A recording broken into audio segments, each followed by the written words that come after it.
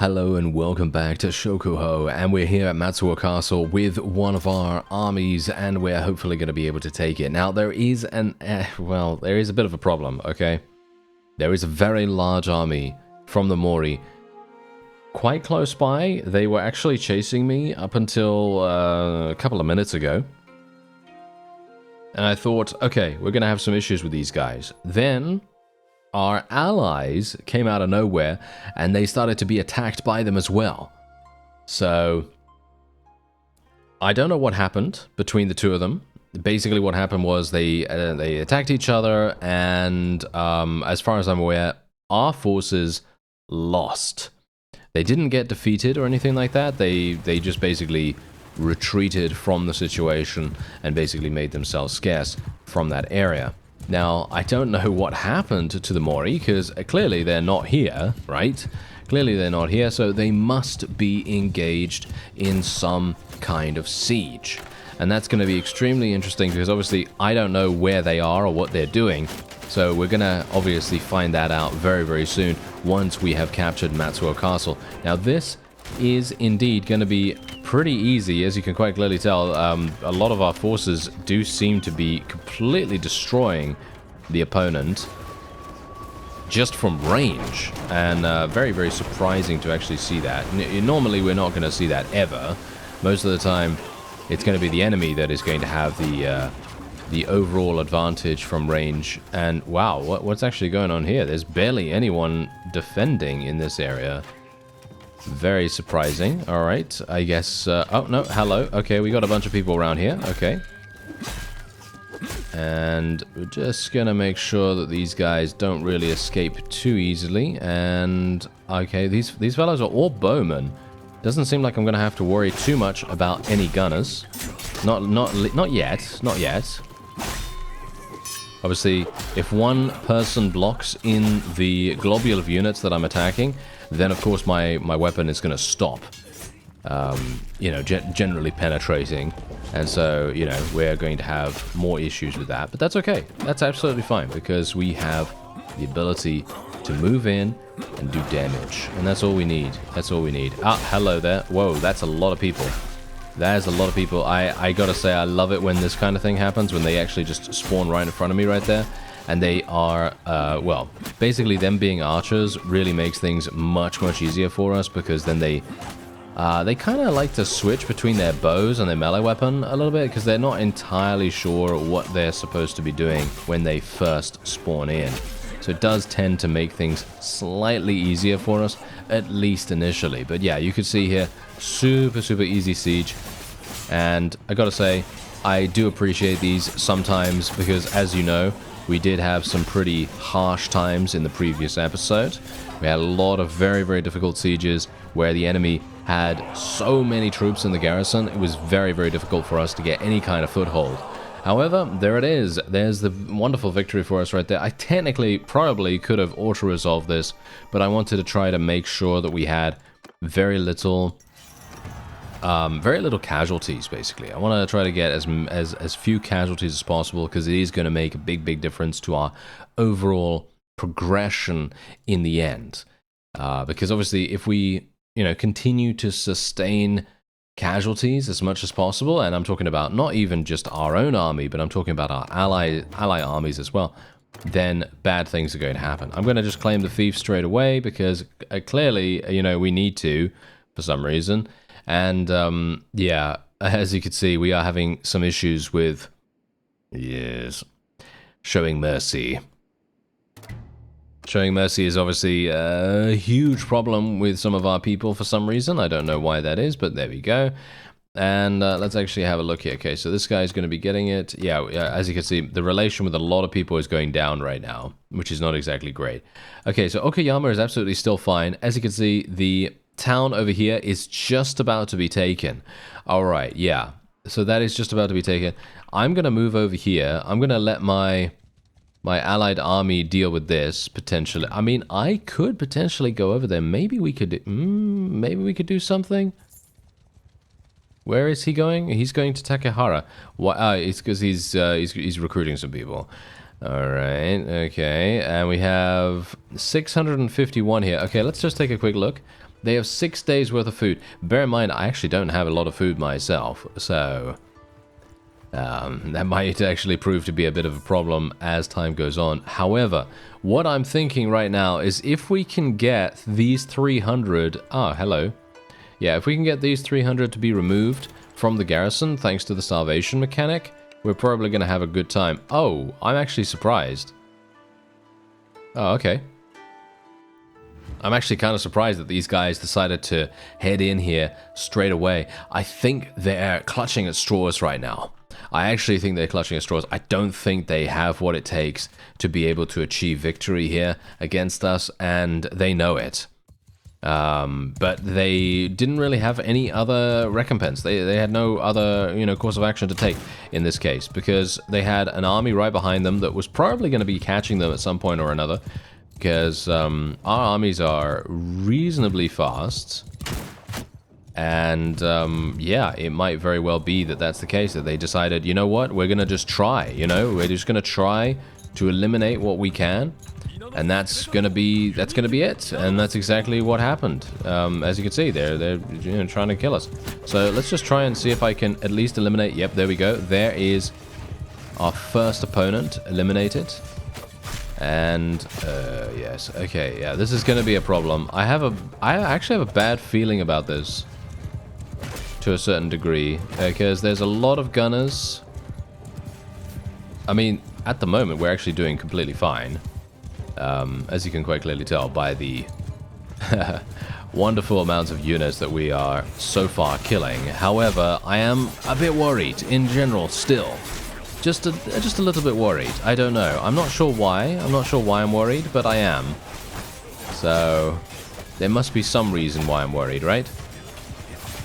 Maybe I don't have to worry too much. I mean, these guys are literally not having any clue of what to do, by the looks of things. They seem to be very, very easy for us to eliminate, but that doesn't mean anything. Just bear that in mind. That doesn't mean anything. They still have 600 troops. That is a very significant army, if you think about it. I want to kill this guy. He's got a gun. I want to kill this guy as well. He's also got a gun. Anyone with a gun has to go and die. Thank you very much. Because if they shoot me in the face, I will die instantaneously. And I'd like to try and prevent that as much as possible. Okay, so I'm just going to put everyone into an auto-delegate right now. And we're just going to hope that that actually makes a big, big difference to us. I can only hope that that will help us. Yeah, actually, we have killed 3 times the amount of enemies than they have killed us. So we should theoretically be fine. Let's just actually see what happens here. Because, of course, we are having some issues right now. You can see here that we're starting to lose a handful of people. And this is also the reason why, generally, it's always quite interesting to me when you have a large contingent of people with you, and I'm talking about vassals. It's also the reason why, generally, I don't necessarily think that calling for an army is a good idea most of the time. If you're not that experienced with Bannerlord, you may not know. But, let's just say that you don't know, right? And I'm just going to explain it to you, like you don't know. So, the fact is, when you call for an army, you're fundamentally reducing your overall efficiency. I know that sounds really dumb, because, I mean, yeah, it kind of is to a certain degree. But, just wait a second. Because here's the thing. What you're going to do is you're going to call for people to join you.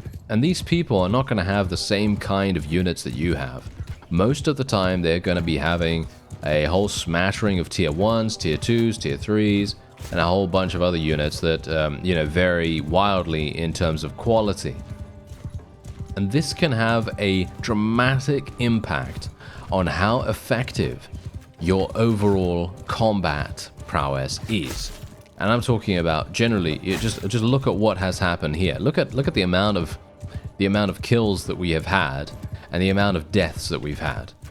A significant number, right? A significant number. But the funny thing about this is that the majority are not ours. The majority are our army fellows, our allies. They're the ones that are taking most of the damage, which in all intents and purposes, would not be the case if we were by ourselves. We would not be losing that many troops because we are, of course, in possession of extremely good units. And that's the reason why generally when I have not called for an army in the past, I've always kind of, you know, thought of that in the back of my mind, and maybe I needed to explain that a little bit earlier, because this is obviously what you're going to get now. You're going to get situations like this where we have a significant number of very low tier troops, and they are going to hurt our chances of achieving victory. And it's actually really, really funny because obviously if you think about it like this. If my forces go on the field, right? My forces, let's say that I have all of my marksmen on the field or something like that, which is never going to happen, but let's just say that all of my marksmen are on the field, all 37 or whatever I have of them. And then they're surrounded by, you know, tier 1 and tier 2 villagers and volunteers and, you know, very, very low tier militia troops and stuff like that. Let's just say that they're surrounded by that. They are then going to have to carry the entire battle on their backs just because the people around them cannot do that much. And so that's the reason, because obviously if you're by yourself and your army consists of primarily significantly powerful people, you know, I'm talking about tier 4s and above, then you're going to be fine, because your forces, your 37 marksmen in my case that is, are going to be protected adequately by other marksmen, if you have a bunch more of them, or by other smatterings of units that are going to be relatively high tier themselves. So that's kind of the thought process surrounding my whole, you know, not calling for an army kind of thing.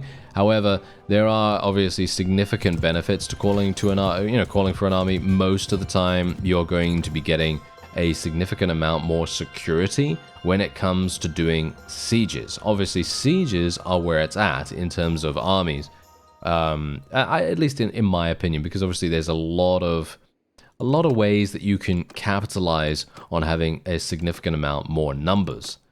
But sometimes they're also not very good in those situations too. But for field battles, for me personally, I really, really prefer being by myself, because then I can have my critical mass of very, very good units on the field, and I don't really have to worry about these enemies, basically outnumbering us in terms of unit strength and stuff like that. So it really does make a big difference. Anyway, we can now move on. I did take a couple of prisoners here, and I am, the funny thing is I'm not entirely sure why I'm even bothering taking loot anymore, to be honest, but I guess it's okay. Anyway, hopefully these guys are going to join me. Yes, they are. Okay, fantastic. So what I'm actually going to try to do here is I am actually going to go in for an auto-resolve instantaneously. Now, this is obviously the reason why you want to call for an army most of the time. If you're going to call for an army, being able to auto-resolve and being able to capture these castles instantly is extremely, extremely powerful. Obviously, being able to do this is very, very strong. However, the only reason why I'm doing this is because the exhaustion level of the MORI has now reached maximum level. And that is making a huge, huge difference to basically everything in that situation. So basically, I am now forced into an auto-resolve pretty much. Anyway, I'm having some issues with my clans. As you can see, my relation with some of these clans is going down because I am showing mercy against a lot of these castles, which is really quite surprising. I'm not entirely sure why they are being so dramatic about that. I really have no clue about that, to be honest. I don't know why they're being so weird, in this case, but oh well, never mind. Otherwise, what I'm going to do is I am actually going to be disbanding my army right here. I'm going to be letting these guys go and do whatever they want to do, and we're going to be waiting around here for some time, and we're hopefully, yes, there it is. There is the peace agreement. Now, the thing is, I actually don't want to do the peace agreement here. However, I feel like our forces really need the cash. I think our allies really do need the cash, so I'm actually going to do that just because 1.3 million going to be split between all of us. I think some of our new vassals are really going to benefit a great deal from this, And also it is going to give me an opportunity to sort of restore my own forces, and I'm also going to be able to buy some additional food and stuff like that. And oh, what's going on here? Oh, we have a marriage. Oh, that's very interesting. A marriage offer from this fellow. Okay, no. No. Thanks. No, thank you. No, thank you very much. If that was Oda Nobunaga, yeah, maybe in that case, but no. That is, I'm going to be a very difficult person to deal with in this case, I think. Our firstborn daughter, really? No, we're not going to send her off for any old person, are we? No. Thank you very much. Okay, so we could do decisive battle here or extended skirmish. I think I'll just do decisive battle. I personally prefer that one a little bit more. And yeah, otherwise, I was kind of hoping that we would get this. I was kind of hoping that we'd get Yoshida Koriyama back. I was really hoping that we'd get it back in the exhaustion offer, but unfortunately we didn't. So we're going to have to do a little bit of something here to try and maybe deal with that. However, what I could also do is we could potentially do a little bit of a bait and switch kind of situation where I might be able to go over to Iwami, is it Iwami or Iwama or something like that? I might be able to go over there and actually just buy all their food and then go in and try to attack. Yeah, that might be making a bit of sense. Now, as you can see, there is actually a wonderful perk here by the name of Cheat Death in the medicine tree, and I'm actually thinking, you know what? I'm gonna take this. I'm going to take this because I am a little bit worried that Bruce is going to die soon from old age, because the time does actually pass quite a bit faster in this mod in comparison to the base game. And so I'm thinking, yeah, maybe he's actually going to have some issues, because, I mean, if you see here, he is actually age, what? 54. Yes, he's actually 54. It has been 14 years since we've started the series. So just bear that in mind. Pretty crazy. And yeah, I have no idea when it is possible for him to die. I mean, pretty much any time, I suppose. But you never know, you know. You never know. So I'm hopeful that we'll escape death's clutches kind of easily at this point. Alright, so I'm actually declaring war straight away against the MORI once again, as I do have the opportunity to launch a bit of a surprise attack here. I know. Not exactly honorable or anything like that, but that's not really what we're going for right now. I am basically going for an exceptionally strategic move here, where I am trying to capture this town very quickly, and hopefully that is going to pay off. As you can see, there are 5 days. I actually purchased all the I purchased all the food here. As you can quite clearly tell by my food supplies. I literally have 1900 just because I purchased so much. But weirdly enough, they are apparently not really worried about that. They're apparently not really worried about that at all. Kind of strange. Oh well, never mind. Okay, I guess it is going to take us a little bit of time to starve them out then, as the garrison does have 350. I think it is kind of worth it. Alright, so I've got my generals assorted to our various formations here, and we are going to be getting shot immediately, apparently. That is hilarious.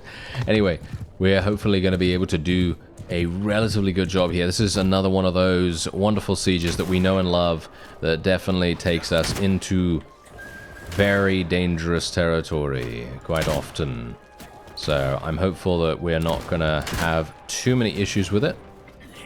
And I am gonna... Wow, there's actually someone very far away over there. Do you think I can actually make that shot? Yes, I did. Wow, I actually made that shot. Wow, there is very little bullet drop. That is something I really do need to remember, because that means that basically straight line pretty much what you can fire at. And you're probably going to make a hit then. Oh, wow, okay, I can't believe I missed that. And for some reason, Mr. Horsey is deciding to stand on the ladder. Not entirely sure why he decided to do that, but alright. Anyway, gonna just go up the ladder here. And hopefully we're not going to die. I am very worried, actually. Very, very worried. Because the thing is, as I've explained in the previous couple of episodes, I'm actually not entirely sure which one it was now, but one of the two previous episodes, we were talking about how the AI is really good at waiting. They have a lot of patience when it comes to making headshots. And there are many cases where I have taken big damage just because the AI was waiting so extremely patiently until they could make the headshot in a guaranteed manner. And I'm hopeful that maybe we can try to learn how to play around that, because that's the main reason why we actually end up dying. That is literally the main reason. So if we can maybe force them to fire a little bit earlier, or maybe, you know, completely negate them from firing, that would be really, really beneficial for us.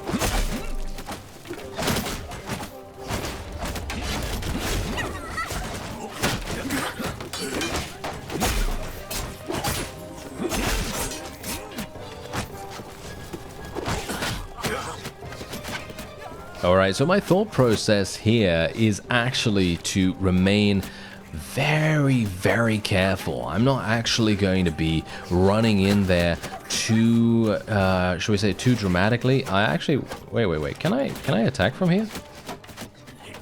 Nope.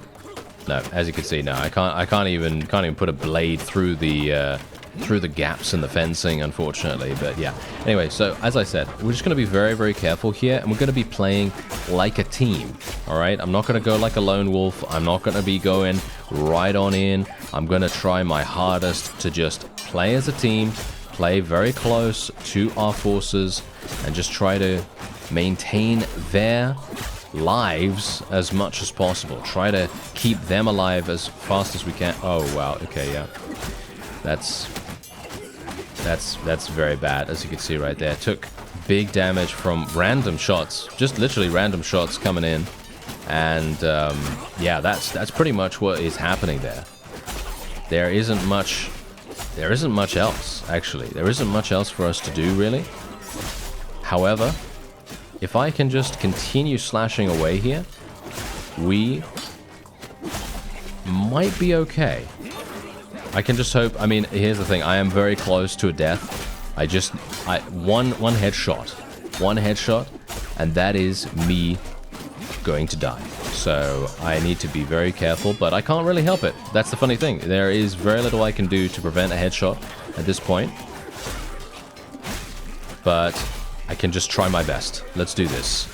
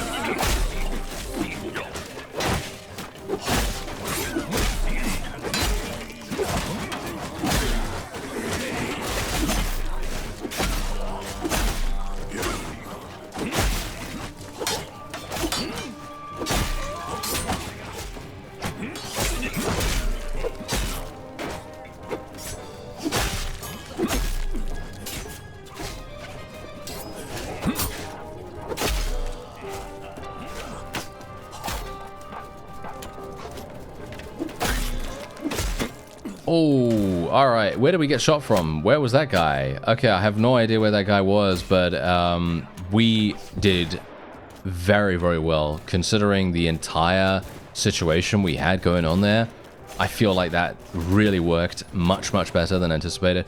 I thought I was going to die really, really fast. But, you know, we literally had basically no chance of survival there. However, we won. Look at that. We won. We actually won. And we got a significant amount of kills in the process as well. And now I can literally just send my forces in. There is an army outside here, by the way. So that's obviously a bit of a problem in itself. However, I am now able to capture every single one of those vassals that was inside here, which is obviously fantastic. That's really, really good. And then we can literally do some pretty cool things like, actually, you know what?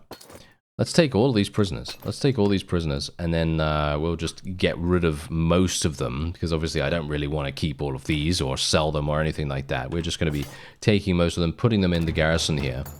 Now, here's the thing. What actually happens if I pillage this? Building levels reduced by 2. Yeah, exactly. I don't really want to do anything like that. I don't really want to pillage it or anything like that, because that's basically just harming us, because as you can see, building levels reduced by 2 would literally put everything back down to like tier 1, which would be absolutely awful in my opinion. So, you know, for me personally, I feel like that is just detrimental to our own progression, to be honest. But yeah, there's not much I can do about that. Anyway, let's just go over here. We're going to go into the... Whoa, there are a huge number of prisoners in here somehow. Okay, I'm not entirely sure how that even happened, but yeah, apparently there's loads.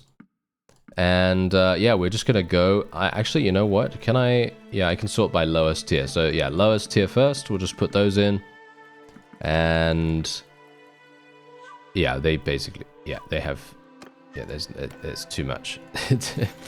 I put too much in there. I put too much, but that's okay. It's fine. It's okay. You know, it's not a problem. Not a problem at all. Okay, so otherwise, what we're going to do is we will now just sell a couple of Ashigaru here. And I believe that's pretty much it. That is pretty much all I can do. I mean, I can get rid of some of these, I suppose, which I guess is the next best thing. And we're just going to get a little bit of roguery. Oh, look at that. I got to 50 roguery skill. That is amazing. Okay, I guess we will literally just go for two-faced here. And then we're just going to wait for some time. Okay, so Iwami has now been taken, which is really good. It's actually really, really nice. And we did claim this. So now I can literally give it to someone else. I'm going to be giving it to the... I don't even know who really hates us right now. These guys don't hate us that much anymore. I think there is one that is very, very low relation with us at the moment. Jinzaburo, by the way, is over there. I'm very much hoping that he's going to do a great job now that he's called for his army. And we're actually going to see, because I feel like we have a really good shot of being able to... oh dear. Hello. Hello there. Okay, this is gonna be interesting. This is gonna be very, very interesting indeed. We have 882 enemies, and we're gonna be doing a siege defense, or it looks as though we're gonna be doing a siege defense, and the Tagata clan have also declared war against us right now as well. Well, that's gonna be quite a... quite a funny sandwich to be in, isn't it? Anyway, that's going to be it for this episode. I thank you very much for watching, and I'll see you next time.